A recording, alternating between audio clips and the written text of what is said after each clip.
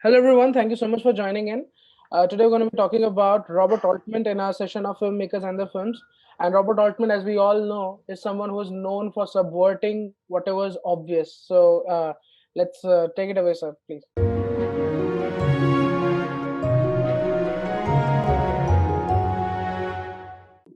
Coming to Altman. Altman is one of my favorites in American cinema, and he's been very prolific. A huge number of movies, not all of them good, some of them terrific, some of them not so good. And he generally seemed to be working, more quickly. He was not, very quickly and not really particular about, when it hits, it hits. When it doesn't hit kind of thing. And I don't think he took many of the films seriously. So you have in your IMDb thing, unlike Kubrick, who has a strong thing of high rating in every film. Um, Altman can get a rating of 4 or 5, and sometimes he can get 8. Okay, Yeah. so he's yeah, that sort of thing. So the question is, you can't really deal with these films, exhaustively. So I gave a list of movies that you could see earlier. I will send it to you. I don't know how many of you saw those movies. They're probably the most interesting films, the best films he's made. Okay. Yeah. Now, Robert Altman is known by and large chiefly for his subversion revision of genre cinema. He seems to have worked with a huge number of genres, okay, in cinema, and he is basically known for that. Now, what are exactly genres? I already did a class on that. Yeah. Genres are narrative formulae that are used as a way of preserving historical memory. That is, they turn a historical memory into some kind of mythology, right? Yeah. And it's usually dominant mythology. For example, to give you an example, a historical event takes place. Let's take, for example, partition. Take something like Yeah. partition in India, right? Why is it? Well, there may be a number of ways in which partition can be seen, but India, in some way, right, tends to see partition as basically man's inhumanity to man, right? Okay, it's basically man's inhumanity, instances of man's inhumanity. They don't, for example, Pakistanis will not see partition in this way. To Pakistanis, partition also created them, right? Created a nation for them. So the question is, partition would have different discourses, different meanings for the Pakistanis than it has for us. For us, basically, we regret partition. By and large, Indians regret partition. So therefore, the only meaning that can be drawn from partition by Indians would be the sense of senseless violence between brothers. Okay, this would be the normal thing, right? So the point is that there is an ideology there. There is a kind of dominant mythology being created. It is not simply realistic. It may look realistic. There is a dominant mythology being created around everything, around all historical moments. Usually, trauma, a traumatic events somehow lead to sort of durable mythologies. So after the event is over, in a way of coping with it, you create some kind of mythology or stories around it, which all contribute to this dominant mythology. Right? You get it? Yes. Now, so that is the thing.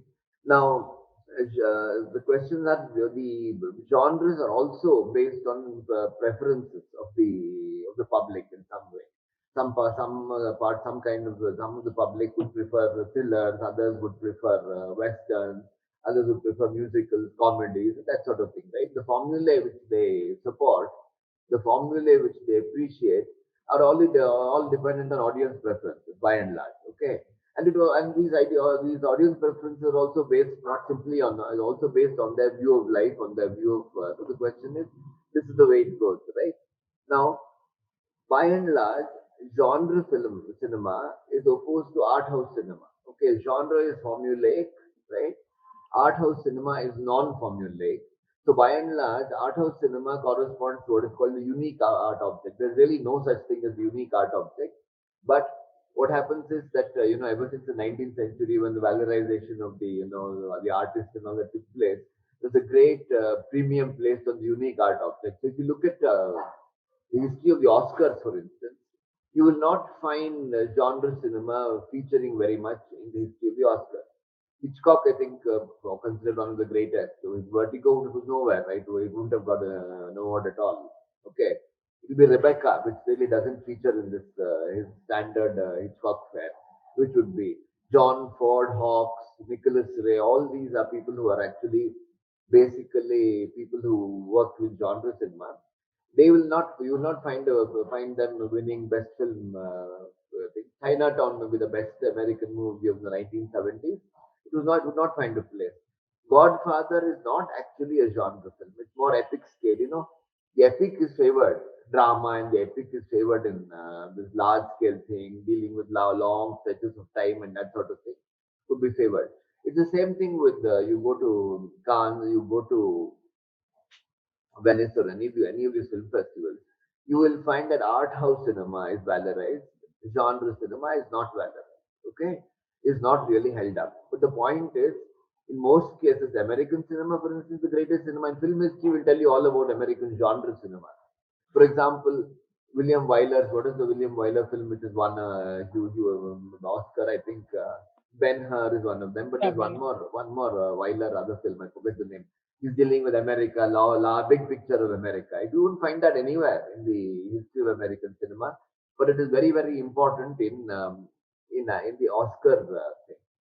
Okay, so now so this entire thing of taking noir also, noir for instance came out of the original noir came out of the thing of the great German as well. depression. Yeah. The musical came out of the same thing.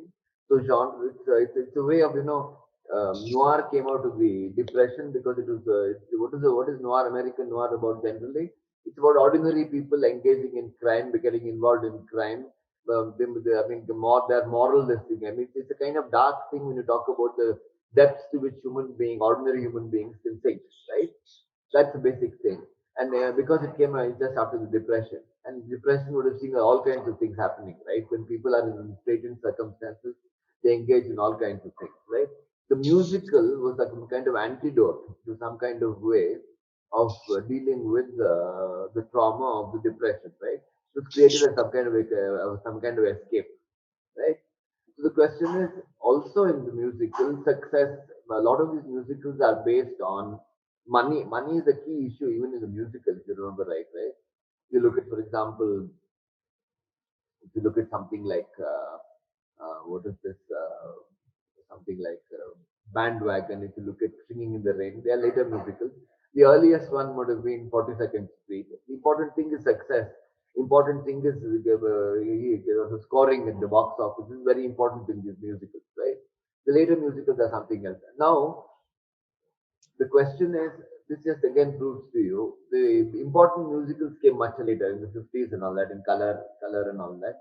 Whereas the earliest musicals, the 42nd Street in the 30s, immediately after the Depression. So what happens is this genre is created, and the discourse of what is the fundamental discourse of that is carried forward in the thing as some kind of mythology. It doesn't may not necessarily deal with that event, but the Holocaust with the rule to know genre. Yeah, Holocaust is a. Actually, I don't know. I don't think that if that they would Americans would concede that the Holocaust is genre at all. They would look upon it as I don't think Schindler's List would be seen as genre cinema at all. Okay, to us we see it as a formula, right? I and you see it as a formula, but I doubt very much in the thing of genre cinema whether Schindler's List would be seen as genre cinema. I don't think so. I mean, Okay, it's considered as a like a subcategory, maybe yes, but it doesn't. It's not not a genre. that well defined to Yeah, be no, a genre. the question is its truthfulness, right? To history is very important in the Holocaust film. I'm not saying it is truthful, but it claims to be truthful to history to show what really happened, right? Whereas genre cinema, I mean the Western, for instance, okay, the Western is not is no, it does not claim to be truthful anymore. Maybe at one point it may have claimed, but the question, of course, there's no longer any Westerns. But the point is something like say um, we want to name some important Western or I mean, fairly recent one. Let's take a spaghetti Western doesn't claim to be truthful to history, right? It's Yeah. actually positioned as myth. You cannot say Holocaust movie is positioned as myth. You'll probably go to jail. That is, it's such a sacred subject. Okay, you cannot talk about the mythology around the Holocaust in the public space. I don't know if True. they agree with me, but this is my sense of it. Okay.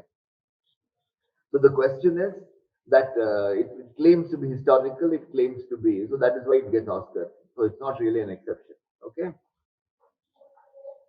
Okay. Then we go along to this thing of yeah, as I said, yeah, depression and all that. I told you when I did the sitting on that this excellent film you should see if you can, called Pennies from Heaven. I think you should see that. It tries to Pennies from Heaven. combine Pennies from Heaven. Yeah, yeah, that Okay, musical. Yeah, yeah, yeah. You musical. showed It a clipping of combines that. noir. It's a noir musical, which is almost an impossibility that you're combining noir and musical, which are basically antagonistic categories. They're actually trying to do the opposite things with the same event, right? So this is the basically the way of that is what genre is about. Okay. So the question is, what happens is the way we evaluate the past, the way we look at the past in genres, through the genre, will undergo a change because history itself is not simply a record of the past. It's also an interpretation of the past in the light of the present, right? Okay. That being the case, what happens is that old genres are re-evaluated, and there are, shall we say, what are called revisions in the genre. Okay. So there's a lot of revision. For example, you take when the Vietnam War and counterculture came about, right? Counterculture came about. There was a re-evaluation of the American state. There was a dissatisfaction and a certain disgust with the American state, as a result of which what the American state had eulogized, I mean, the Westerner and the thing. The Red Indians were once savages, and the Westerner white man was the hero. You had these anti-westerns or whatever with films like Soldier Blue. I don't know if you've seen that. The films like Little Big Man. These were important things, right? There are also other kinds of revision, things like Sam Peckinpah's revision of the Western, with we're talking about the decline of individuality with technology. So you would say a cowboy being run over by a car. I think in one of them, I forget which film it is, so he's run over by a car. In other film, La Wild Bunch, the machine gun makes the individual heroism completely redundant. So that kind of thing, it becomes a comic thing, the entire thing. So Yeah. these are people who revise the various genres. And so the question is, when you talk about neo noir, for instance, neo noir, okay, I don't know, they keep using this term in India. I don't know what they mean by it. But basically, neo noir is a way of continuing the conventions of noir cinema. But the event itself is past, and you continue. It's a kind of preservation of a certain tendencies of the early noir cinema, which arose out of the depression. That's basically it. So But noir why? had a long life. Yeah. But why does it like see like noir is seen a certain way, neo noir is seen like a completely different film would be called a neo noir, like something like say a very revisionist way Yes, of you see, the question looking is at it. those emotions which are associated with noir, right, arose out of historical circumstances. You just cut them loose now. Those emotions which are there, the end of corruption and all that, which was there in noir cinema, you cut it loose and you make it autonomous. Chinatown, for example, does not talk about the depression. It talks about it later. I don't know. Does it talk about the depression? No, it I doesn't. don't think so. Okay. But they talk about the basic things, that the poor being robbed by the rich and that sort of thing, by these things. So the question is, neo noir is actually, it's disembodied emotions kind of thing. It comes along and you have but it's so it no longer bears a, shall we say, a reference. You have something called neo western. No, I don't think you have that. The Oh reason you no. don't have that is the reason you don't have that is western is explicitly grounded, okay, in the thing of the American state. It's historically placed. It's not doesn't depend only on emotions. It depends on a state of the country. It depends on the state of civilization. It depends on the state of the people of society and all that, right? Which would be in the 1800s and probably 1900s, right? That would be the thing. So it's Yeah, more during the Civil 1800s. War. Yeah. Yeah, yeah, Civil War and before the Civil War also. Yeah. Around the Civil War is the sort of key period. Okay, where it takes place. They're not really Civil War films, but usually in Searchers, for instance, he comes out of the Civil War and he's doing something after the Civil War. Okay, this is the way. All right. The Little Big Man came out when Vietnam War was the thing, so the film became an anti-Western, blaming the American state for what it did to the Red Indians. That is basically Little Big Man. Okay. Now, a major portion of Altman's output is devoted to providing alternate generic exercises. Okay, which means that he would not locate it somewhere else. I mean, a Western would be in the West, but he deals with a completely different thing. He's got Yeah. also got a noir thing, but his Western is a completely different thing. What he does in the Western is to do to. So the question is, since the myth The original myth is being questioned. What Altman is known to be doing is to rewrite history in some way. Okay, since he's tampering with the original myths and making new myths out of them, he's basically rewriting history. So he's known to be rewriting history. This is his basic thing.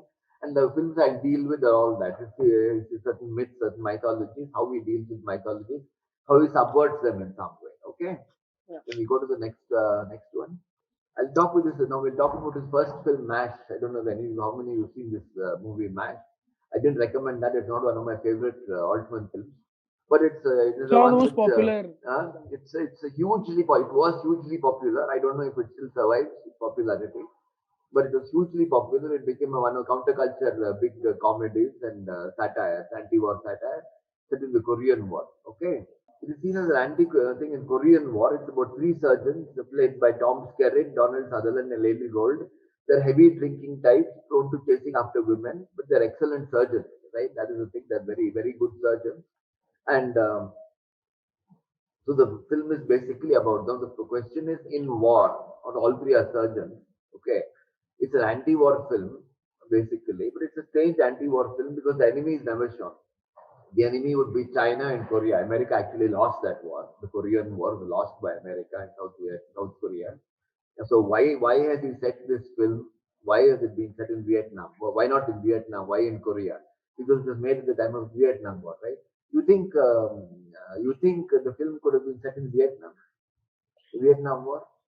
It like if yeah, of course, if it was made much later, it would have probably been set in Vietnam War because of the The reason like why was it at that time not set in Vietnam War? The main reason I think is that this is about the enemy itself is never shown, right?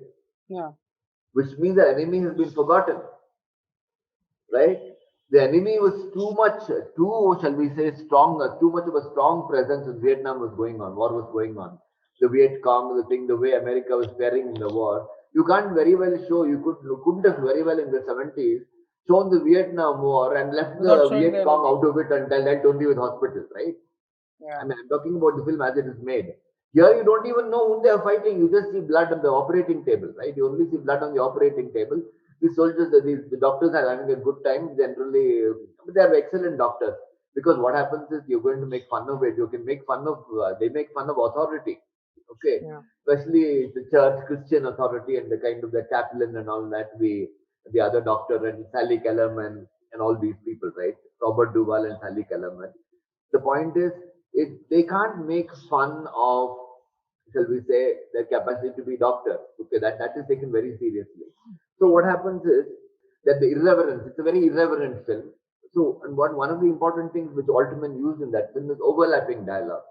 Okay, what does overlapping dialogue do? Altman is known for that, right? The overlapping dialogue. You can't watch a Walt Altman film, at least we can't, without subtitles at the bottom, because we Definitely. don't know people are talking simultaneously at cross purposes. Actually, the conversation is not that important. If you don't catch the conversation, you don't lose very much. Okay. The thing is, what that happens is this kind of overlapping dialogue removes the drama from the thing. See, one of the things about film drama is it strengthens the teleology. You get my point? The purpose of the film, the purpose of the story is strengthened by the thing of drama. When you have overlapping dialogue, people talking nonsense, people talking incessantly and not making much of a sense, and people talking at cross purposes. I say something, you without understanding me is saying something else, or you're saying something, me understand without understanding you saying something else. What happens is it breaks up this teleology, the sense of purpose, and makes the whole thing, gives it a kind of absurd, a kind of thing, absurd kind of thing. You know what to tell you about this? Okay, why is it? Okay, let's take an American movie. Why is it that when A tells B, I love you, and B replies, I love you too? Okay, this is a standard thing in American movies. Yeah. What does it mean? It means that both A and B are completely convinced that they love each other and they know the meaning of the word love, right? Okay. That both mean exactly the same thing when they talk about love. So my point is this, right? This is part of a polarized society, right? I mean, the film narrative is polarized, in which everybody is talking from the same plane. Everybody understands everybody else. This is also true in Indian cinema. The sense of everybody understanding everybody else is very frequently what you won't find this in so much in Cronenberg's movies. So one of the reasons you find this in American cinema is that what is the plane on which everybody is talking? It's the plane of nation. The nation is the community, right? Okay. So everybody understands everybody else because they belong to the same community, they share the same concerns, they share everything together, right? If they did not share, if the basic premise was they did not share all these things, okay, this entire sense of perfect dialogue, synchronous dialogue with each other, all meshing with each other, everybody being understood by every other person would not happen. Now, when Altman breaks up this thing into people talking at cross purposes, what he's also denying is the sense of a national community, right? He's not talking for or every other filmmaker seems to believe in this. Am I making sense? Okay, Aryan, Like, you tell me. yeah, so when he kind of, so you, what you're saying is that when he does that, when he does uses this overlapping dialogue, that sense of, like, that not understanding kind of breaks down that sense of national identity. Yeah, that sense that I understand you, you understand me, that happens in fiction when two people understand each other, when there's that sense of a single national But community. here, but here, don't you think, like, overlapping dialogues? If people are overlapping with dialogues, the people in the scene are understanding each other in that No, no, not understanding. See, the point is they're talking at cross purposes. See, there's a certain way of writing dramatic dialogue. The way of writing dramatic dialogue is A says something, B listens to that, internalizes it, replies back, right? So here it's overlapping dialogue, which means that fellow says something, this fellow says something else. This you find in Russian cinema also. Okay, they never address each other directly, and you know that sense of common concern. Okay, Russian cinema, I'm talking about the contemporary Russian cinema, recent Russian cinema, not the older one.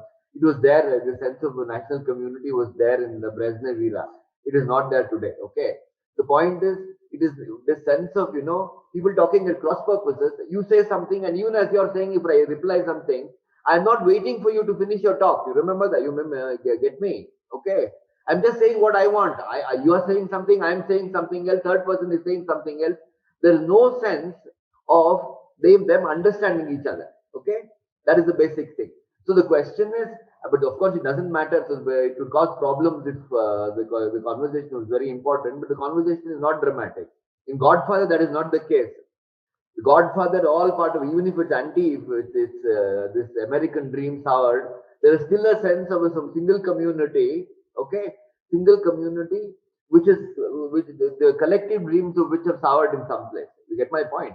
Okay, so that is the way. So this Altman's overlapping dialogue has this particular thing. Okay, so you could say there was something like Arthur Penn's Little Big Man by taking a counterculture perspective. I don't know if somebody else who has any issues with this. Please, this is not such an easy thing to understand, right? It's not a very easy thing. So anybody wants to ask questions at this point, I'll be happy. You can write it down and whatever, send it on that thing.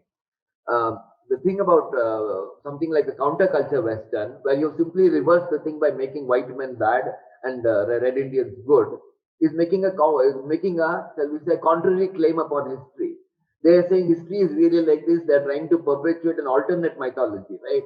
But that is not true of something like McCabe and Mrs. Miller. I'll come to McCabe and Mrs. Miller a little later. It is not true because he's questioning the very construct of rather than make a counter claim of what history was all about, what the truth was. Okay, he's simply questioning with this technology of his, or with this technique of his. He's simply questioning this thing of dominant history, whether history is being. He's he's questioning dominant mythology, which is not the same thing as having a contrary mythology, right? Okay. So this is the question, and the same thing with the open endings. How does MASH end? How does MASH end? It does not end with a satisfactory solution, right? With people coming together, understanding anything. Nobody understands anything. Everybody is exactly in the same point. These people are transferred out of Korea. They set their own ways and they break up. Their friendship breaks up also because they go their different ways. So that kind of ending is unheard of in a dramatic film, right? It is breaking up, that there is no end to history, that there is no conclusion of that sort. Okay. Whereas usually these genre films have conclusions of some sort. Okay. I will talk about it a little later once again. So the question is, that is the way it goes. So let's look at McCabe and Mrs. Miller. I mean, it's one of the great, American films. There's no doubt about it. It's a masterpiece. So I want to talk about what this film is about. So normally, what happens is how he subverts the genre of the western. Normally, what happens in westerns is who's the hero of the western? The cowboy or the gunman, Popeye, right? yeah, the Yeah, yeah. gunman These are the two. whose In this origins are film, not known. yeah, in this film, McCabe is an entrepreneur. He's a small businessman. Okay, he comes to this place. I forget what it's called. I think it's called the Presbyterian Church. Is the name of the village or the settlement. It's a settlement actually, and the settlement, mining settlement, where people are coming and going. And he comes there, and people believe he's a gunman. He's got a gun. He's whatever. But basically, he's coming and playing cards, making money out of it. He wants to make some money. He set up a saloon, set up a brothel. Okay, these are his ambitions. He wants to set up a brothel, and he sets up a in tanks. He sets up something. He gets some women who happen to have no money, employs them to start a brothel. Okay, it's a very low thing of American business. He sets it up, but even that he's trying to run. Then Mrs. Miller is an English woman who comes along there, who's actually a madam, and they set up as a partnership to start a brothel in this place called Presbyterian Church. Okay, and then the thing is, what happens is that I don't know. I'll just briefly tell you this. What happens is that once he makes some money, he sets up a salon and he sets up this brothel with Mrs. Miller. But what happens is when he starts making some bit of money, these mining company, the mining company which is operating there, wants to buy him up. Okay, and they come and offer him money. This guy is not really, he's not a principled person. He goes some native wisdom and all that, but the point is he tries to postpone it. Those two people who they send, those two people who come and buy him out, they are not in anything interested to carry on. They just go and say, okay, okay, no, no, you didn't agree. They'll finish the job and go. And also, result is that mining company sends a couple of gunmen to kill him and take his property. This is basically this is the thing. So obviously, what is he doing? He's making fun. He's denigrating the American thing of freedom of what is the word of entrepreneurship, the businessmen and all this, the free enterprise and all this. He's talking about monopoly houses swallowing. So he's talking about another aspect of America, one of the early aspects of America, swallowing up businesses and monopoly houses being created. In fact, those two people who come to make a deal with them, one of them is called Sears. There is this company called Sears Roebuck. I don't know if you heard of it. Yeah, American yes. company Sears Roebuck, very well known. The other man keeps on saying his name is Sears in Hollander, but actually they're working for this. Now the point here which I want to make is the point I want to make is okay. Then there's a final shootout in which this McCabe he's supposed to be a gunman, but actually he has actually not killed anybody, and the people who come there are real toughies that way, and they kill some innocent people, completely what do you say, immoral guys. And finally, in the shootout, nobody is watching. McCabe manages to kill that man. He himself is killed. Now, if you look at this thing of, for example, the town is of all, I mean, worthless people, cowardly people, right? This is somewhat like the thing of High Noon. I don't know if you know Fred Yeah, Zinnem's yeah, I High know. Noon. Yeah, Yeah. that again, the sheriff who is supposed to kill these three, what do they call these three? Um, who are out to get him for some particular reason. When he calls summons the people of the town to come and help him deal with these things. Though he's been a very good sheriff, nobody comes. So finally, after he's done this and he's killed those three people with the help of a drunkard, I think, and somebody, a criminal or some such thing, he just throws away his badge and he goes off. Okay, he goes, leaves the town and goes. That is high noon. Here, here, final thing, there is no such celebration of the wind blowing, you can't make out who is seeing. Mrs. Miller, who is his partner, is herself lost in an opium daze. She's looking at some open. So again, an open ending. It's not going to lead anywhere. There's a big thing about this guy who tries to tell McCabe that you're the small businessman, you'll make it to the headlines of newspapers and all that. The New York Times, the Washington Post, as the McCabe strikes with the small businessman against monopoly houses and all that. All that is fake. Nothing works. Okay. Basically, finally, when he's killed, he's shot by this guy, Mr. Butler, his name is. When he's shot by this guy, the huge guy, he's shot by him. He dies, but he manages to kill that Butler also. So the question is, in a film like John Ford's The Man Who Shot Liberty Valance, okay, there is a celebration of the hero who died in the of establishing law and order when I think John Wayne kills what's his name? I think Lee Marvin. I think is the villain. Yeah, Lee Marvin. Marvin, yeah, that sort of thing. So that kind of celebration is not there. And even in the woman, for example, here Mrs. Miller is his lover also, but she charges him because she's a madam. Okay, she's a madam in a brothel, and she's accustomed to sex for money. Okay, she charges him for sexual favors. So the question is, the villain is a corporate, and also look at it.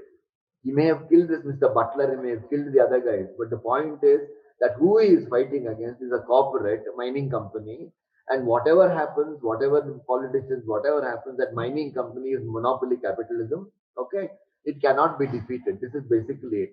Now, it's a very contrary view, open-ended, I call very contrary view of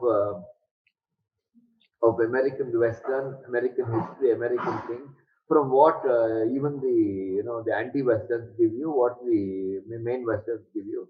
Because again, the thing is, who is who is with who is the question is that meshing of people having a common common destiny, common. It's very important here that people go with a separate destiny. Okay, one of the things in a normal Western is people find the same destiny. Any genre film, there is this thing. For example, you take something like Chinatown, right? Chinatown, it has a very negative ending. But Yeah, look at the Chinatown had a sequel written by the same scriptwriter, Robert Town. What was it called? The Two Jakes, right? two The very fact projects. that it means there is some optimism of some sort. It continued in some way. Okay, though it may be dark, it may be negative. There is not they're not separate destinies. They all come together somehow, right? Okay, so the story continues in some way. Here it's not possible for the story to continue. It's makeable story is over. Okay, it just disappeared. Nobody would remember the story. It's just a gone story. That's all. That's the end of it. Mrs. Miller may not pay attention to the fact that he's dead. She'll find another partner or something. Okay, so that kind of tragic ending, high dramatic ending, which most Stuns are genre associated. exercises do, you won't have in this. If we go to the next one, okay, he's unsung. Basic thing is unsung. Now let's look at this, the long goodbye. I don't know. I gave when I mentioned these films that you should see these films. I think the long goodbye is almost as good as Chinatown. Or you may not think so. It's not as as eye catching or as but it is a masterpiece, I think. And let's just look at this. Now, the point is, what is the subgenre? It's also noir, but what is the subgenre to which Chinatown and Long Goodbye belong? It's called the hard-boiled detective story, right? Raymond Chandler wrote it, Mickey Spillane wrote it, okay? Dashiell Hammett wrote it, Ross McDonald wrote it. Basically, this is different from the whodunit, which is the Sherlock Holmes detective story. In that, the puzzle, it's not a puzzle which is laid out. In Sherlock Holmes story, everything is already over, right? The puzzle cannot hit back at the solver of the puzzle. Okay, it's all laid out there, and it's a separate plane. So it's like a game of chess. You go on doing this, doing this, doing this. Finally, like a jigsaw puzzle, you put it all together. This is your Sherlock Holmes story, right? In Yeah, the hardball detective story, it's a dynamic thing. It's three-dimensional. It's dynamic. Even as you're solving it, something happens. Something so that it's a dynamic puzzle. That puzzle keeps on altering. Its contours keep altering. So the question is, what happens is there is no one single villain in that way. Okay, there's no one single villain in that thing, but generally everything is explained in some way. Usually, you will find that the hardball detective story, the person, the the villain is a woman by and large. It happens very frequently. It happens in, it's not that women are villainous or anything. It is simply that normally you don't attribute it to them, but society is such a perverted place, such a perverse place, that finally, when things happening, all kinds of people do all kinds of things. That would be the general moral in the thing. Okay. Now the question is, so the what happens is that everything is maybe dynamic, but the hard-boiled detective, which we played by Bogart in The Big Sleep, we played it in The Maltese Falcon, okay, or you had Jake Gittes in China. Chinatown, played by Jack Nicholson. You had, I think, the not long goodbye, Farewell, My Lovely, with I think Robert Mitchum. That's also a good film. It's Robert Mitchum, also a Chandler thing. These are interesting films, well worth looking at. Elliot Gold plays it in The Hardball Detective The long goodbye. The Long Goodbye. Okay. So the question is, what does Altman do with this hardball detective story. Okay, I don't know if you've seen it. You saw it? Yeah, I've It's seen been it. a long goodbye. Yeah. Okay. The point is, the in Altman's film. Okay, there is no sense that there is a the underlying thing of what are the cause and effect is generally left loose. Cause and effect are no longer that clear in Altman's films, right? There are characters who come in, go out. We really don't know. In fact, the whole thing is never laid out clearly as exactly what is happening. For example, there are some things I don't know if you've seen the film, you'll know that scene where Marty Augustine, who comes with his girlfriend, you remember that scene? Yeah. A horrific scene. I tell you, I've rarely seen such a shocking thing in world cinema. There's such a shocking thing that he brings along this woman, a young, beautiful young woman, his girlfriend, and she's afraid and sitting in the car, and this man is trying to get some money out of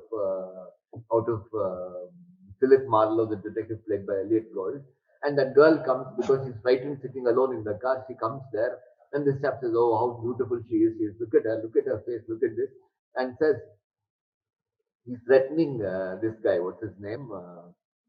This Philip Marlowe. Remarkable. Okay. But what happens is that she says, "Do you like Coke?" And he says, "Yes." "Can I get you a Coke?" Yeah. He gets a bottle of Coke. Is partly drunk. A little bit is left. "Do you like to drink it?" "Doesn't taste good." He says, "It's not good." "Would you like a fresh bottle?" "Yeah." Okay. And he takes his bottle and hits it across her So face. yeah. Okay. He hits it across her face, and she's bleeding. She's a beautiful woman, and she's young woman, innocent. Okay, he hits it across her face, and he tells the guy, "I can do this to somebody I love. What can't I do to you?" And later on, you find that this woman, okay, has actually, I mean, she's still with him. She's not left him. She's got her face bandaged. She goes on agreeing to everything he says. Okay. And he says, "I loved her so much. I love her so much. I did this to her. I knew I shouldn't have done it. I went and stripped naked and did it in front of her. Okay. I knelt down. Didn't I do it?" She says, "Yeah, yeah, you did it. Okay. Didn't I think I was felt very sorry. I apologized to her. And I apologized naked." And he says, "All of you know him." One of them is Schwarzenegger, by the way, in that scene. One of the guys who was playing that role, one of the hoodlums, Yeah, he yeah. was So yeah, Schwarzenegger. one of the early Okay. rules of Arnold Yeah, Schwarzenegger. well, maybe he doesn't have a role, or doesn't have a speaking role also. So the question is, there's also this other guy, for example, Roger Wade, who's a big Sterling Hayden, big person, who should actually be a frightening person with a beard and all that, and small doctor who's a midget actually, and how this midget can come and terrorize. But the question, the important thing is, though these relationships look completely plausible, okay, no explanation is given. Now you take, for example, in Chinatown, right? In Chinatown, there are explanations for everything, right? There are explanations. I mean, it's clearly written. The whole thing is dramatic. There are explanations for everything. It is actually in Chinatown, you could say that it's a great no. It's actually a great no to America, but it is imagining America as still a community. Okay, that the wrong people, for example, the what is Mulray? Not Evelyn Mulray's husband, Mulray. What Mulray? I forget what Mulray. Mulray is a good guy. The Yeah, guy, Dr. yeah, Wade. who gets killed in the Buñuel film. film. Yeah, yeah, yeah. It looks like a Buñuel film exactly. But I don't know. But Buñuel has done something like this. It's horrible actually. Yeah, that scene where that the midget comes. You're talking about, yeah, the midget scene, not the other one, where he comes and slaps him across the face. Right? He refuses to pay, and then suddenly that old man is, he starts. He doesn't know. He keeps on saying balls, balls. He keeps on saying he doesn't know anything. He writes out the check and gives it to him. What exactly is the reason? What is the hold that guy has on this fellow? Right? Dr. Veringer. What hold does Dr. Veringer have on Roger Wade? We don't know. The point is, the point is, in a film dealing with a single community, okay, everything about the community. Even we take something like The Godfather. Is there anything in The Godfather, any kind of relationship which is not given in some way, explained in some way? Which is not in some way. No. Okay, the question is every loophole has to be tied up in some way. But Altman won't do that. Okay. But the question is, we are never in doubt that this is possible, that this sort of relationship is possible. We know in real life, right? In real life, there are no explanations for the way people behave. True. They help themselves. They do all kinds of things. They do impossible things, right? Impossible things which won't even help them. They can't go to their deaths within a week. They can't save themselves, right? But we can't explain why that is so. The important thing here is, okay, where in an important thing is where in a normal hardball detective story, the guy is a outsider who keeps clean, who's completely involved in it, whose basic thing, whose final thing is regret that society is going this way. It is still a community, is still a society with a single purpose. Unfortunately, it has been led astray by various other social factors. Okay, it is still a cohesive community. Altman does not posit a cohesive community in his film at all. Okay, the film has the question is every element in the film need not. Okay, so supposing look, let's say this much that Altman is more modernist. What do you think of modernism as a literary category, right?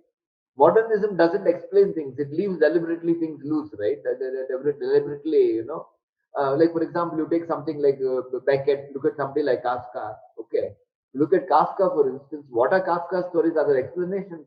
See, this modernism is a separate category. I think I would say that Altman is a modernist filmmaker in the sense he's not going to explain relationships. Where something like what's his name? Or Coppola is not a modernist in that sense that Coppola is dealing with a classical narrative of some sort, still classical narrative, where the motives are pretty. See, motivation is clouded in real life. You agree with me? There's no way of knowing why people act in certain ways, right? Okay. Sorry. Even when why the detective has been employed by Mrs. Way, she's been employed. It's not made very clear in the film, right? She's been employed for certain things to cover up certain things. I mean, we know why certain things are happening, but a lot of it is deliberately clouded because we don't know how these. And I'll say this much that this detective is not even going to solve it. He's only looking for a personal solution for himself. Why did this fellow do it to me? What is actually thing? He's not really bothered in solving anything. He's virtually abdicated his responsibility of solving the crime fully, right? He's only looking at the thing. He's not really finding out this happened. If you look at Ross McDonald, very intricate stories. You read Ross McDonald. I would recommend the Ivory Grin or the I think Ivory Grin is a very good book. The Doomsters is another very good book. There are a lot of these. The Big Chill is a very good book. These are all of Ross McDonald. Very intricate. The stories are very intricate, but the question is why something is done to somebody. The characters are quite complex. The motivation is complex, but it is not left clouded. Here, you're actually showing in a different way. You can't know it. Okay, it's not known. Those aspects remain untold. Look, I'll tell you, it's like real life in much more that we can't know many things. Okay, we have to take certain things for granted that people do act without motives, without these are all probably from your modernist thing only, the modernist thing only, right? So this Altman's films are completely different from your other kinds of dramatic cinema, right? From Maltese Falcon. Maltese Falcon also, you look at the clarity of the lines, right? Here, no. And it's not that he doesn't know how to tell a story. Altman knows that. Okay. But the point is, there's so much noise going on, things are happening.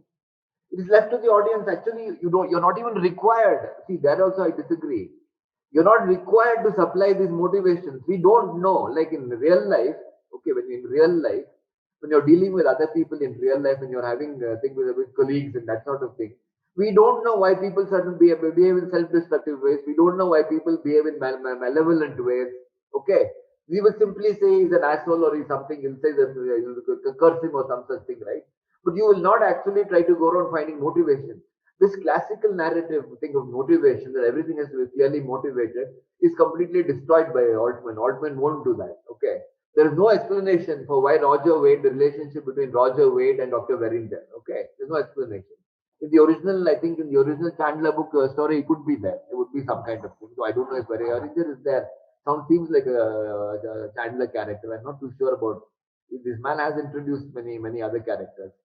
So we can't be sure that it's faithful. And with this Marty Augustine and the girl, clearly not. I think there in the original Chandler thing.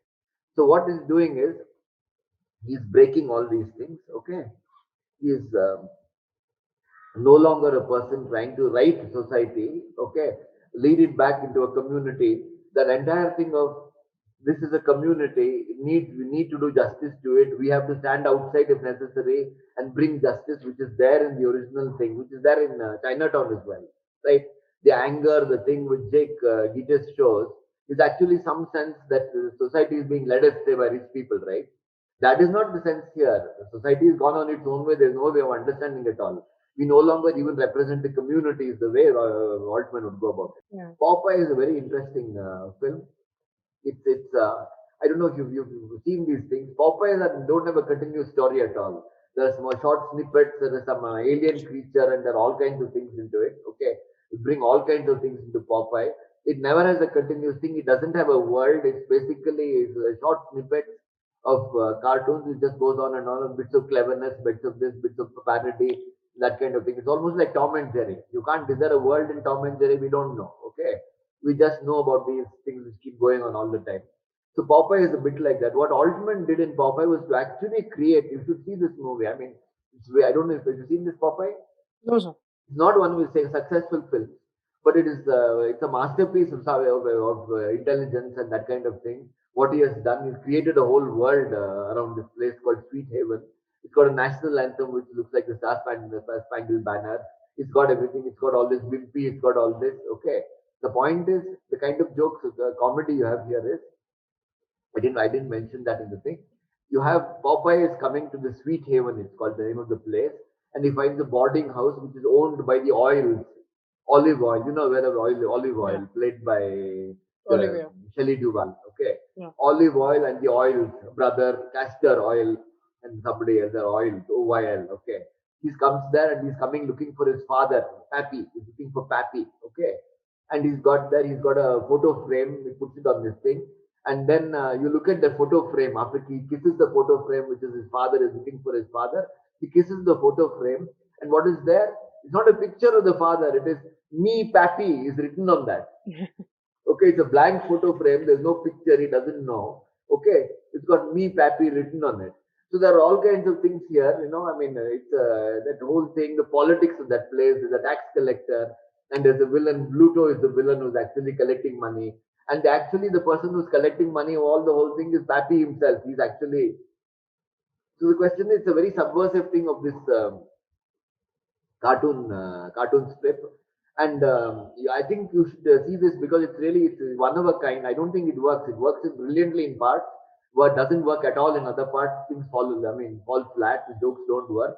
But the point is, you should see this. So the question is, and it's run by a monopolistic interest. Again, people are talking at cross purposes. It's not really a community. Okay, the very fact that you're using the American national anthem and showing it in this way, okay, it becomes a kind of it's a community at cross purposes. It's not a community which is knit, the community at cross purposes, which is this fundamental sense that you get and it's very interesting. Okay, there's no sense of the community coming together. It's very interesting because it's a part of one thing called Sweet Haven. Okay. Now we'll go to the last thing, which is his art house films. Now his art house films are different from, as I said, are different from his genre films. Okay. In that they are dealing with the realistic milieu. The characters are more fleshed out. There are a huge number of characters, 20 characters in. Have you seen Nashville? I think a Yeah, I've lot of seen you would have Nashville. seen Nashville. Okay, huge number of characters. Again, they all flit in and flit out. There are no resolutions. Many of the things are just left undone, unsaid. It has a climax of some sort, but only one person is engaged in the climax. Okay. An important thing here is okay, they are fleshed out. They are what is the word? I would say they are more complex characters. See, the thing about a genre character is he has to follow a certain formula. He's not complex in that way. He's a type of some sort, right? He may be allowed to maneuver this way or that way. He's not an individual in the sense that an art house film. If you look at something like, they seem to have a life which goes beyond the dimensions of the story itself. Their existence exceeds the limits of the genre. Okay, limits of any kind of formula. That is the basic thing. So Nashville has these 20 characters who come and go. The important thing is, okay, here Nashville, Tennessee is country and western music, which is actually the soul of America in many ways, right? So what he's showing there is these people who are actually in this country and western thing are going towards separate destinies of some sort. There is no meshing together. Once again, the cross dialogue, people lobbying for this, lobbying for that, coming in, going out. But the point is that sense of a community, okay, and it's all built around this political thing of a new party, new candidate who's coming, somebody called some party called the Replacement Party, whose speeches are heard throughout the film, who himself is never seen, and various people connected with this campaign, connected with a certain musical festival which is happening. All this, okay. So the point is, they are not there as a cohesive community. Again, right? That is the basic thing. Okay. Then you look at, I don't know, Three Women is another film, very interesting film. Okay, Three Women has got this Shelley Duvall and Cissy Spacek. Again, about two, I mean, again, it's a very, shall we say, sharp picture of small town America. The idea you can get is both of them are man hungry in some way, looking for boyfriends, right? Who are the boyfriends they find in this place? It's interesting. The only boyfriends available are off-duty policemen. Yeah. I mean, what does it tell you, right? What does it tell you about this place? Who are the people? This place only policemen. That's all. Okay. What is the romantic, shall we say, romantic quotient that the policeman has, right? These girls are trying to look. All the time you only find policemen. You find a policeman, you find a fellow, the same places you go to, the same bars you go around. It's all built up to resemble some, the salon in the West, in the Wild West. Okay. It's got, a noose outside. This completely fake, creation of of mythology. He takes all this thing and he places that not as in within a genre, but shows this mythology created in the milieu in some way. That so the question is, I don't know if you, all of you seen it. I mean, I don't want to describe it. You'll understand this movie. Yeah. You have a look at it. If you haven't seen it, and the point here is that this Millie, who's the central piece, Millie and Pinky, they're called. Both of them are called Mildred. Okay, both of them, this Millie is all the time trying to make conversations with people in that apartment block she lives. Nobody answers her at all. Here, rather than, says, hey, I'm going to come to your party, but I may be a little late. No, I presume that guy will say, it's okay, you can come along. He doesn't reply, he's just reading something. He doesn't reply at all. Okay. So the entire thing is on, she's going on trying to make conversation with these people in this community. Nobody replies her. When she pushes off, one fellow makes a snide remark of some sort. You don't even catch that remark. Usually, and the other fellows laugh or some such thing. Okay. So this entire thing are people laughing at each other, people not being part of the community. So she's desperate to make friends, desperate to belong in this community, desperate to belong there. Nobody even replies to her. Okay. When she finds a boyfriend, that boyfriend is another good for nothing bar owner who's always pretending he's got a gun. He's just a former stuntman in a movie house. He's always pulling out this gun and pretending to be a gunfighter. But basically, he's a fake. Like everything else in that town, he's a fake. Okay. Yeah. And then the thing is, I think high point is the thing is a party she's planning to have. She invites some 4 or 5 people. She loves to give parties. The problem is all of them, she buys this, she buys that. The whole day is spent trying to, prepare for the party. At the end of it, that the friend who was supposed to come along, okay, comes and says, sorry, we can't come. We're going off to the bar and come some other time, okay. And who are the guys with her? Off-duty policemen once again, right? So the question is, it's a nasty piece of of American suburbia, right? These small towns, we don't know the name of the place. Small towns is that it's a wicked picture of American suburbia.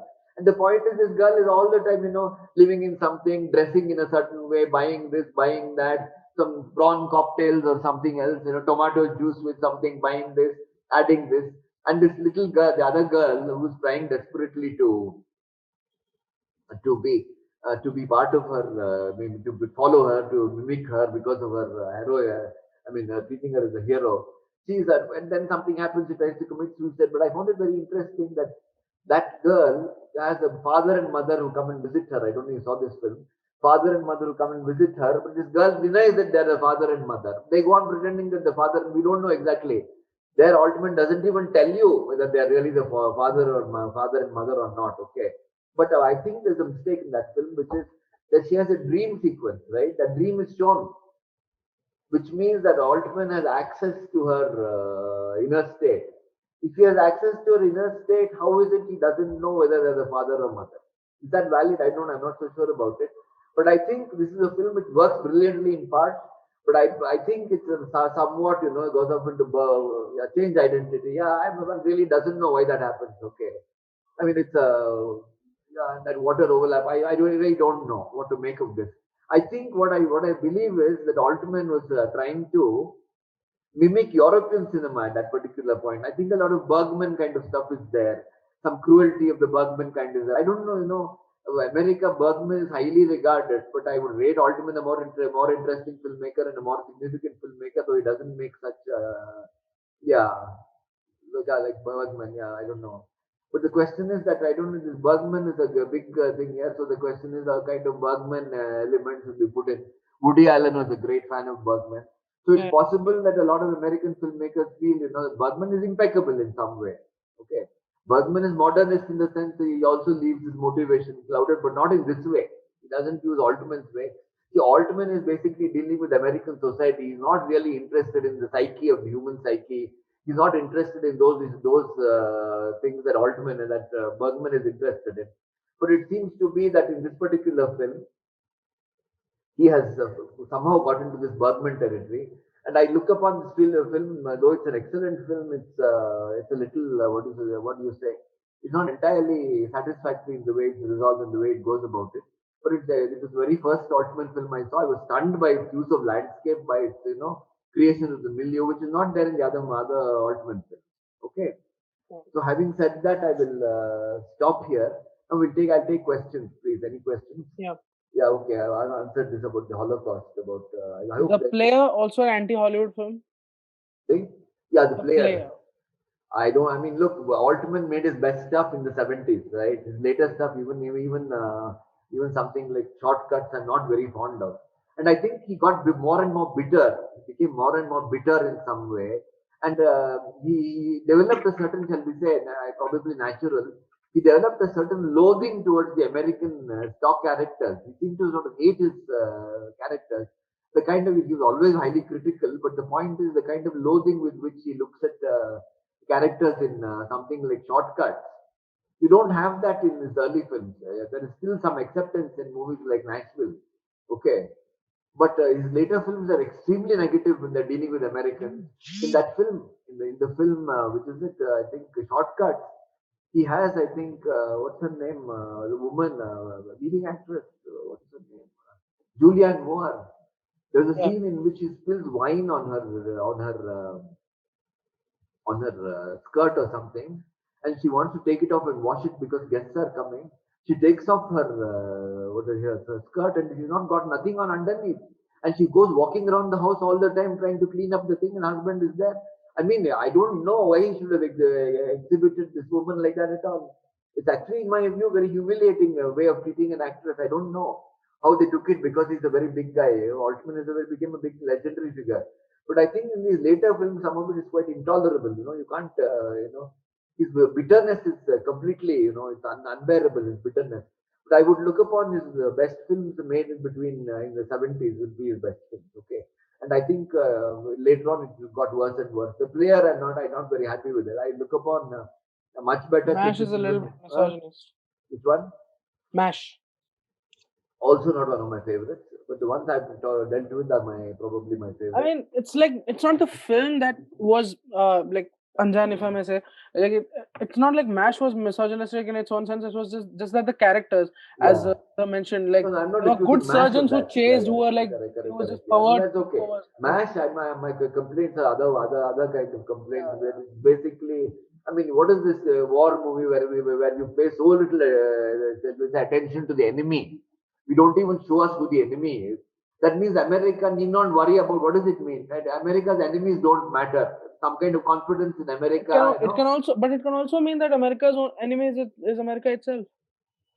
No, no, it's not. That is not there in the film. You can't read that into the film. Where is that something like? It's just that. Yeah, I mean, of course, that thing. But what I'm saying, Americans need not, need not really take much. Not so much America as much as Americans need not pay much heed to what kind of enemies they face. It's the kind of writing off of the enemy as being of consequence. I find that a little unacceptable, right? So that is a bit of a problem. Okay. So then, what was the other question? Yeah. Can you enlighten us So how the question is, viewers perceive them art yeah, house? yeah. I mean, as an anti-Hollywood thing, I would very much prefer Lynch's Mulholland Drive. I would prefer that to something like The Player. Okay. So the question is, nobody quite answered this. See, the question is again this thing of the deliberately clouded aspects of the long goodbye are intended to loosen teleology to make things. He's a kind of modernist filmmaker, right? That modernists don't try to explain motivation. We don't know human motives. We don't know why the world itself is mysterious. So these are aspects, subjectivity that we people, there's that lack of communication. In a classical narrative, communication is always there. People always let each other know that they love or they hate or all this is all known to each other. In a modernist thing, they won't know. We don't know why people are engaged in certain ways, right? Okay. So, what is it then? Don't you think that these things disconnect? Look, I tell you, he's obviously disconnects the audience, maybe, but the question is, what kind of audience? You pick your audience. Now, the question is, if you take something like Beckett's Waiting for Godot, obviously a certain kind of audience will not appreciate Waiting for Godot. It's obviously catering to a certain only one kind of audience. So the question is, you pick your audience. Altman was never a crowd drawer, right? Only MASH drew a crowd because it touched a certain thing, a certain thing at the time, the certain pulse at the time. Okay, he's always been a failure. McCabe and Mrs. Miller ran for some, I don't know, colossal, all colossal failures. All his movies are colossal failures. But the question is, he's prepared to. He's prepared to do it. He's not going to cater to the general public. Okay. So the question is, the audience were not drawn to the film. It came to Bangalore. I remember McCabe and Mrs. Miller. It ran for 2 days. One week they introduced 2 or 3 days McCabe and Mrs. Miller. 3 days later they introduced another movie, an old thing, a rerun of some movie. Okay. This the thing of why the two girls. That again, I'm not sure about it. What is the reason for that? What is with that? Again, you can't explain it. But I don't think it works in three women. Why this changing identity? What it was? What exactly is it? How does it work? What does it mean? Does it look? It's like Persona. I don't know if you've seen Persona. Yeah. Bergman's The beginning Persona. of Persona, why is that the Yeah, dialogue is yeah. set? So the question is, it's probably doing something like Persona, right? It could be some kind of thing. When was Persona made? Probably, obviously, made before. Yeah, yeah, yeah. Yeah, Much very before. much before. So I would say that it's basically using some kind of Bergman device about identity and all that. What is the thing? Do you have an identity? Do you have a persona? That sort of thing. I don't see that as a particularly useful thing in the film, whether it does anything in the film or not. So it is not necessary for us to sort of interpret every single thing in a film and say it works like this and it's successful. We are also entitled to sort of look at filmmakers. Some of them work, some of them don't work. Kubrick, a lot of it doesn't work. Altman, a lot of it doesn't work. Okay, and so we can't really be. I think when people are very, very, very, what is the word? Ambitious filmmakers, right? Extremely ambitious filmmakers. They will find. They will find creating a lot of failures, right? It's when you do the routine stuff that you don't have so many failures. But the question is when you try to do fantastic things. Okay, so that your percentage of your failures start coming down. Okay, any other question? Yeah, that's Anti-Hollywood, it, I yeah. think. The three cats and dogs went to long goodbye.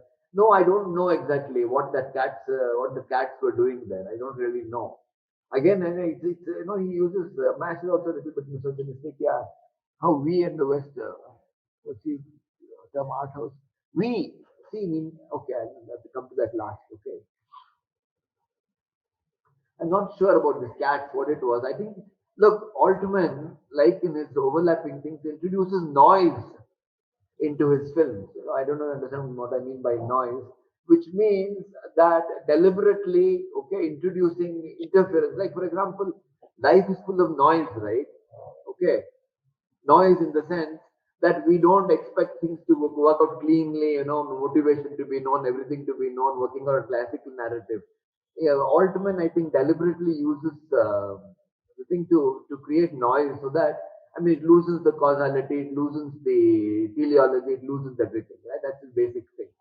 So that is basically it. I think the cats and all that is basically noise because it doesn't really, I don't know where it contributes. It may have some small role to play because in the not in the motivation, But in the Cat, chronology of the events, image of a cat, the image of a cat in the house of a private eye is a very classic. It's an association of a very genre specific thing, and I don't. also I'm like not I where just have you seen this? he populates the film with stuff that's not exactly contributing to the plot or something, or Yeah, in which other private eye film? I haven't mind. The I mean cat that is there. image that like noir, a cat in an alley, in a dark alley. That's mostly how A certain pet cat? yeah. A pet cat? I'm not sure. I'm not remember a pet. I You seen a mean pet cat? it's an image of I think it's a see the cat is indifferent. It's only some other itself, right? One of the things the cat does is only looks for itself. A yeah. dog is devoted. A dog would have been out of place in the film. You agree with that? Okay. The cat, I think, introduces this element of of being by itself. Just comes to eat, goes eats and goes away. Looks for itself.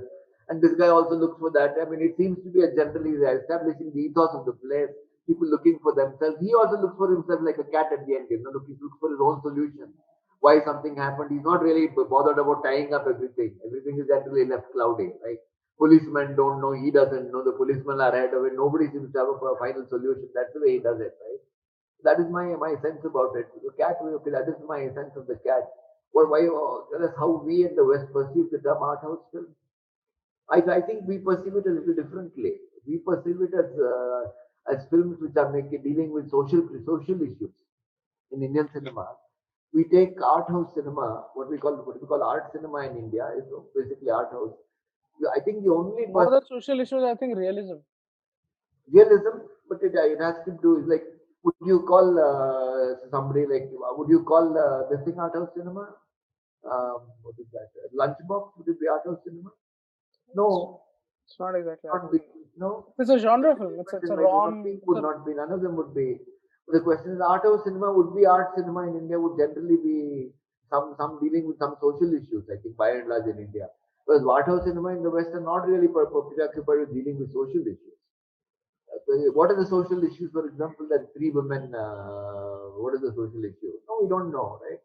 So I think there's a fundamental difference between the way we see art house cinema. See, in India, art cinema is promoted by the state, right? Is used to promoted be. by awards, promoted by screening rights on Doordarshan and that sort of thing. That's how art cinema survived. So you have when you take what is this Barua, which this Janu Barua. You look at Janu Barua, and you look at Janu Barua is a I mean art. He makes art cinema. You could call it art cinema. Girish Kasarwal makes art cinema. They're all basically dealing with social issues of some sort which are important to the nation, right? Important to the state.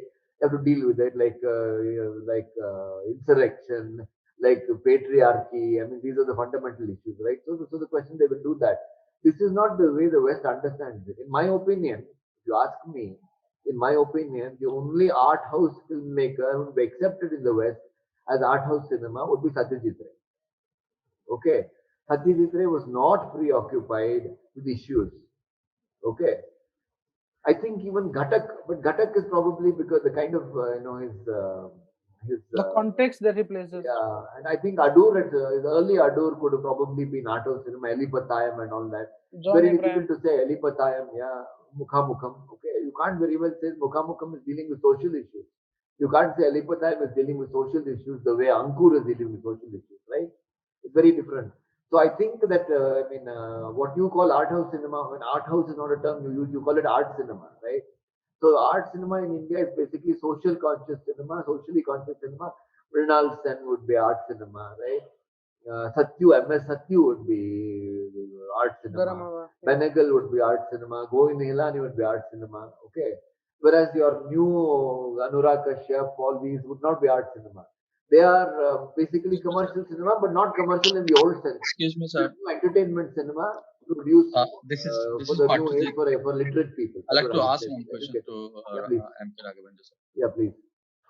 Yeah. Normally, we are using the word art house cinema from the 70s Yeah, when NFDC gave yeah, financial support to the young filmmakers. yeah. Agree. Jano Burwas was the first batch to get those financial. So in the Okay. present scenario, I think we have not, normally the film scholars like you are not using, or the young film scholars too are not using the word art house cinema. We just using Yeah. the good cinema or bad No, cinema. actually, I wouldn't even call it good cinema. I wouldn't call it good cinema. That's the thing with art cinema. People will use that there's a good cinema. No, I would say that it belongs. It has a certain purpose. Okay, and they don't use art house for some reason. They use the word art cinema. You know Indian panorama. Okay, by and large, is representative of Indian art cinema. You get me? Yeah. Paban Kumar, okay, Paban Kumar's Romantic. film is art house, art cinema, right? Okay, it's actually it doesn't have a message that way. It doesn't have this.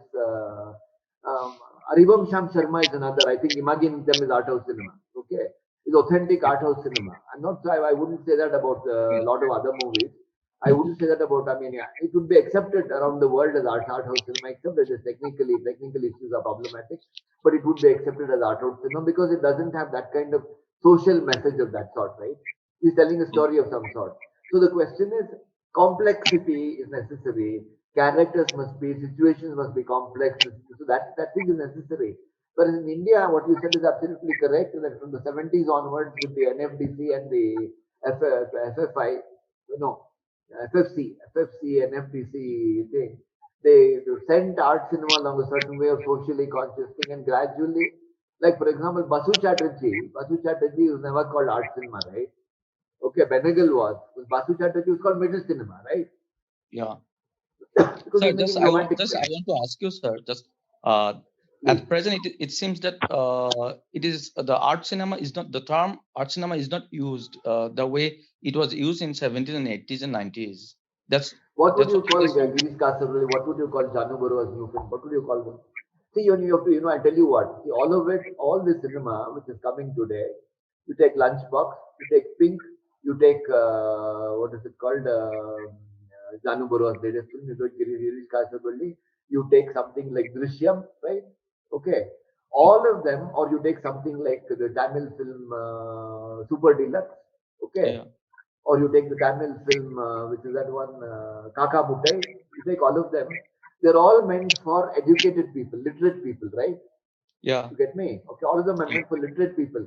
Now the point is within this category, it would be helpful, I'm not saying it's necessary, to divide into various categories. Art cinema, which would be the socially conscious stuff dealing with issues, Girish Kasarwalli and what's his name? Janu Barua. Okay, on yeah, one side. Okay. There's a lot of other, in Canada also there are, I don't know which are exactly are these films. Tamil there are. You take the entertainment cinema, okay. The urban yes, entertainment cinema, which would include Anurag Kashyap, which would include the Lunchbox, it would include Kaka Muttai. That is another kind of thing, which is slightly different, okay, which is a little yeah, different. Then you have the thrillers and that kind of thing, the political films like Article 15. You would have yeah, something like Drishyam, you would have that. Article 15 may be dealing with the socio-political issues like untouchability and all that, but basically it's structured like a thriller, which has its entertainment aspect, right? So the yes, question is entertainment aspect, and you've got middle cinema with its romantic thing, with its romantic films. I think you can take this as a romantic film, which one Lunchbox in some way, right? Okay, yeah, so yeah, you've got romantic films, traditional. I mean, you've got entertainment films about with romances and all that for educated people. Then you've got a certain kind of urban cinema, dark cinema, which is frequently called neo noir in India, which would be stuff like Article 15 and that sort of thing, right? Then you would have a separate category called art cinema. One of the things about art cinema is it does not seem to have a paying audience. It is still that's true. hugely Yes, sir. dependent Yes, sir. upon, yeah, it is still hugely dependent upon government patronage. Okay, it is dependent on being picked Yes, up sir. for international exhibition and that sort of thing. So that is, like, is Janu, okay, since you're asking me, is that the Janu Barua is also there. Is Janu Barua's, are Janu Barua's films, do they have a paying audience? Kasarol is don't have a paying audience. Okay, they don't have. Yeah, You yeah, won't don't get have. those films released in It theaters. is true. Okay, Even Janapura's film does not have the audience to here. it doesn't have. So the question is that thing with that cinema which is dependent on this cinema for the educated, which has a ready, a ready public like Pavan Kumar in Canada, B. Suresha also Canada. That is different from art cinema, which does not have, because art cinema is too solemn and somber and dealing with issues. It doesn't have a paying audience. So I think you can still use Janu Barua and Girish Kasarolli and Sheshadri, who don't have, who don't have paying audiences, as a different kind of cinema from something like Kaka Mutai or something like this one. I'm sure has a paying audience. Which one? This film um, Super Deluxe. I think there's a public for Super Deluxe, right? A paying public for Super Deluxe. There's no paying public for Janu Barua and Girish Kasarwalli. They will not work if released in movie theaters. You get my point? You agree Yes, with sir. me? Yes, sir. Okay. Yes, sir. So these categories are being made, okay, simply for us to be able to distinguish this from that. And finally, they're breaking up. The point is the underlying similarity, underlying division is between, okay, oral cinema, which is represented by Salman Khan and some kind of Rajnikant films and all that, is a certain oral cinema for the masses, and for single screen theaters, there's a certain public which is not really accustomed to realism of any sort, right? Okay, Yes, sir. they're still going Yes. along with the Shivaji Ganesan and that kind of thing, or the or the Uttam Kumar and that kind of cinema. The other side, you got this thing which is basic for educated people.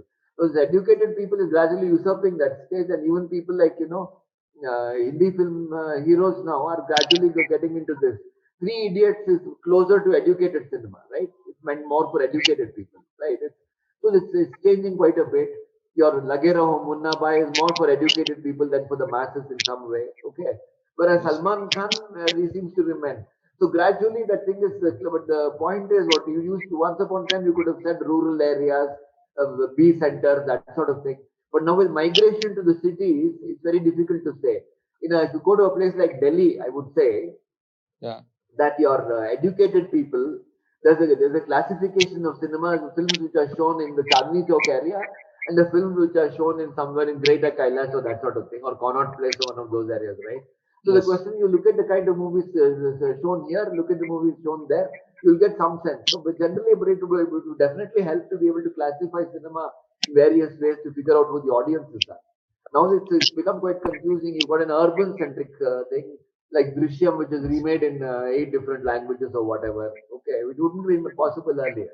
Okay, Mm. because the movement in the city is the multiplexes where they Yes. can be shown. Okay, Thank you, once sir. upon a time, sorry. Thank you, sir, for enlightening So me. this is the Yes. basic thing. Okay, so this is Okay. you understood what I'm saying. Any other question? I'd be happy to take any more. Yeah, they do. See, the question is, I agree with that. Yeah, I agree with this. See, the point is this: all of us, we come from the oral tradition, right? Okay. So what is the difference between the oral tradition? I'll tell you this, but it's one way. Like you will not come across, for example, you can't show in a single screen theater in what is this place?